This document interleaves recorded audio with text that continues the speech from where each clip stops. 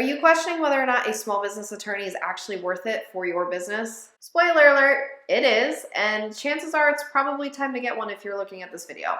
If you're new here, hi, my name is Simpson, and I'm helping you maximize your time and talents as a growing small business with new videos every week. I know.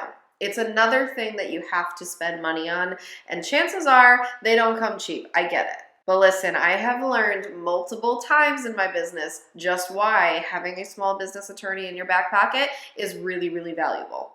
So first of all, don't get overwhelmed. It's not like I'm telling you to get an attorney, have them on retainer, and be using them every other day. It's nothing like that. When you come to a crossroads and you're questioning whether or not it's helpful to hire a small business attorney, you are going to basically look into your options. Most times, these options look like, yes, you can have one on retainer if you were way ahead of the curve and you should have had an attorney 5 years ago. Or you can just have one that you build a relationship with and maybe you get contracts and other legalities through so you know that you like them and they're dependable, but you don't have to spend constant money. But the more likely option is you're going to go with the person that you can build a relationship with so that you can call on them if you need them in a pinch, but you're probably just paying them for their time and some of their products such as contracts. I started out with a small business attorney probably like 5 years ago at this point. At this time, I had met her at a networking meeting of other business professionals. I really liked how she was and that she was small business focused. So by all means, you can hire an attorney that kind of does it all and they, work with multi-million and billion-dollar businesses and then the small guys, or you can hire one that specializes in the small guys. I liked this route just because I think it's more of a niche and there are much different obstacles to overcome as a small business than a large business. I also liked the idea that she could grow with me. So when I got started with her, first of all, I was looking to officially become an LLC, and I also was looking to completely revamp my contracts. Now, whether or not you become an LLC is kind of dependent on your business type and needs. For me, it was definitely time. I specialize in the beauty industry, which means we are applying makeup and using hot tools and all those kind of stuff around people, and with that comes risk. And so establishing an LLC was a really good idea for me. I had grown to a point where I knew this was going to be my full-time career and it was time to be super serious. So she helped me establish the LLC. Later on, I did realize when I established my second LLC for a different company that it's pretty simple to do. So this is just another service that an attorney offers that they can upcharge on, and it is a pretty easy service for them to earn some income on if you don't have the time to do it. So I will tell you that establishing your own LLC is probably the way to go, and it's probably a better idea to do it sooner than later, but I did use her for it. And then my contracts. Listen, guys. Especially if you are a service-based business, okay? You're working with other humans, other people. You are completing a service experience. Please, I beg of you, have contracts and agreements in place. You don't realize how important these simple pieces of paper are that are signed by you, the company, and the client until they need to be enforced. And you need to have proof and things in writing. I have a great example of this in my first credit card dispute story time video. So if you want to hear about that, I'll link it in the cards and down in the description box below. But basically, contracts are legally binding. However, you have to be careful how you word things, and legal verbiage is there for a reason. This is what I've learned. So basically, I got all of my contracts and waivers and agreements and client consent forms and all of it just overhauled in one go because I knew I just needed to get serious because at this point, I was doing it the wrong way, which means that I made up my own contracts or I copy and pasted from ones I found online. And I know, we all do it. We all do it when we start in business. Let's be real. I won't say nobody because I'm sure there's people that do, but a lot of people, when you're first starting out, you do not have a lot of funds. And so your main priority isn't going to an attorney to get legal contracts when you're like, I can find it online and this must be good enough. Spoiler alert, it's not good enough. Just because it's online doesn't mean it's a legit contract. So there's that. So I took what I had and she basically turned them into the legal version that actually meant something when I had people sign it.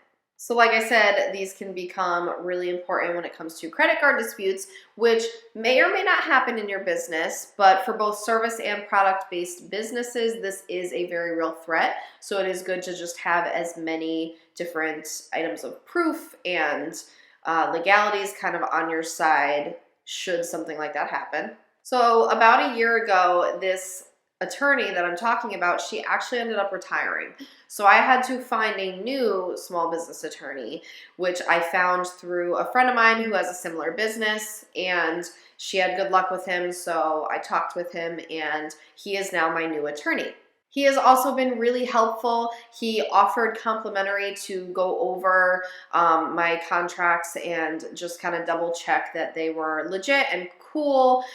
He did want to end up making some small changes to the contracts that the other attorney had done, and he kind of explained why. And so I thought that was really cool because although I did feel confident in my contracts before, now I feel like 5 times more confident because he was able to kind of pick out these little phrases and explain why if we just switch it up a little bit like this, it holds up better in court and things like that. Like, again, you never want to be presented with the reality of why you need the contract, but it's always good to be educated on why you would need things to be the way they are.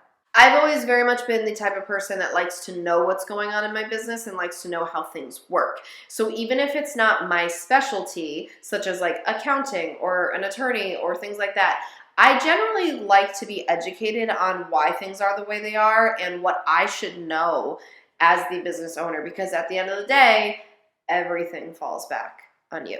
Backtrack a little bit, rewind.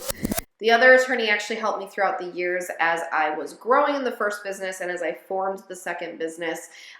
There were things I needed added, such as a terms and conditions page and a privacy policy page on both websites. Those, again, are things that they're on every website. You need them. It kind of stings a little to pay for, I'll be real honest, because it sits on your website and chances are you're never going to need it.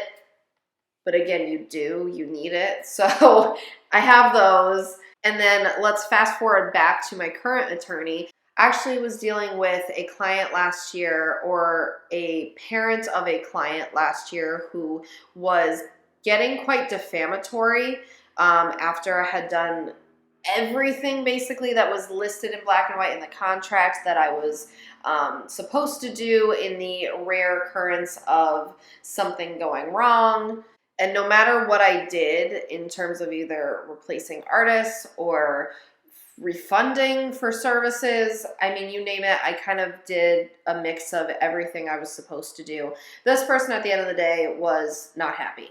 And I get it because it's a wedding day and it's a very emotionally charged day and things like that.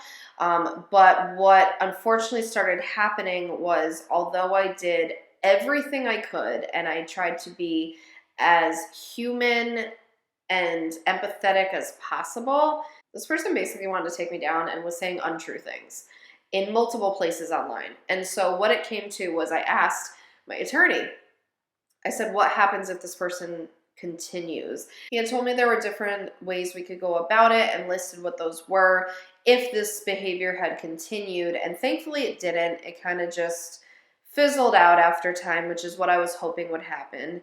But it was really helpful in a highly stressful moment to know that I had this person in my back pocket to ask a question and say, hey, what happens if, and can I turn to you?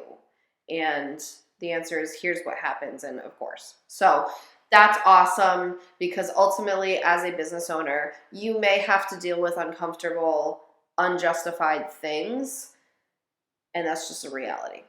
So to recap, my top 3 reasons for having a good small business attorney in your back pocket is to revamp your contracts and have them legally binding and amazing and in place. They're there if you need them for things like credit card disputes, and they also can help you for negative reviews or defamatory online behavior from clients and customers. On that note, I think in my next video, we're going to talk about the pros and cons of Square, aka one of the biggest credit card processing companies. Check it out.